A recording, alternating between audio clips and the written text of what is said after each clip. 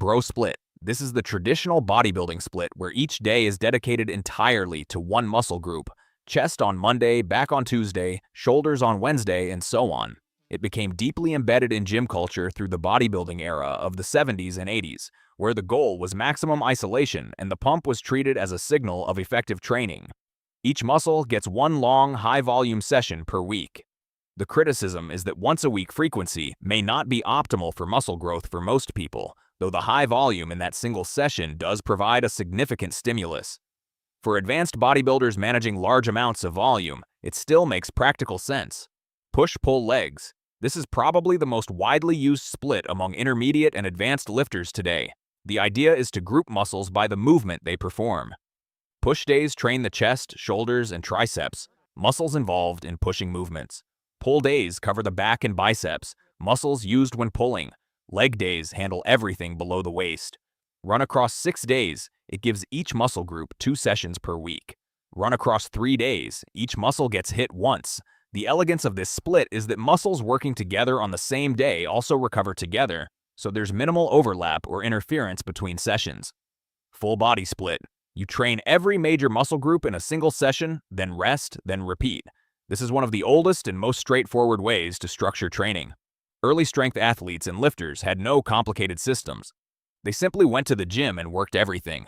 For beginners, it works exceptionally well because frequency is high, meaning each muscle gets stimulated multiple times per week, and the body adapts quickly under that consistent signal. A typical week might have 3 sessions with rest days between them. The downside is that sessions can run long, and as you get stronger, fitting enough volume for every muscle into one workout becomes difficult without fatigue affecting the later exercises. Arnold Split. This variation was reportedly used by Arnold Schwarzenegger during his competitive years, which is where the name comes from. It's a 6-day split that pairs chest with back, shoulders with arms, and then dedicates 2 days to legs. What made it unusual at the time was training opposing muscle groups together. The chest and back, for instance, which creates an interesting pump effect and allows one muscle to rest while the other works. It requires a high training capacity to sustain 6 days a week, and recovery becomes a real concern for anyone not at an advanced level. But the logic behind the pairing is sound, and many lifters still find it effective. Upper-lower split. Instead of doing everything at once, you divide the body into 2 halves, upper body one day, lower body the next. This allows more focused work per session while still training each half of the body twice a week. It became popular among intermediate lifters who had outgrown full body training but weren't yet ready for highly specialized programs. The structure is clean and logical. Upper days cover the chest, back, shoulders, and arms. Lower days handle the quads, hamstrings, glutes, and calves. Recovery is manageable because you're only taxing half the body at a time, and the twice-weekly frequency per muscle group is generally considered a sweet spot for muscle growth. Conjugate Method. This one comes from powerlifting, specifically from Westside Barbell and the work of Louis Simmons, who adapted principles originally developed by Soviet sports scientists. It runs 4 days a week and alternates between 2 types of sessions: max effort days, where you work up to a heavy single or near maximum effort, and dynamic effort days, where you use lighter weights moved as fast as possible to build explosive strength. Upper and lower body alternate throughout the week. It's a sophisticated system built around the idea that strength has multiple qualities, and training only one of them limits your ceiling. It's not designed for general fitness or muscle building, it's a performance system for competitive lifters. The 5-day split. This gives you 5 training days and 2 rest days. You can organize it in many ways. Some people run upper, lower, push, pull, legs. Others run a bro split style, with 1 extra day for lagging muscles. The flexibility is one of its strengths. 5 days allows meaningful volume without the recovery demands of a full 6-day week.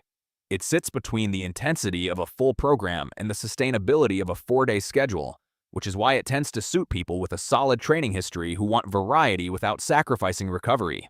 The 4-day split. 4 days of training with 3 rest days distributed across the week.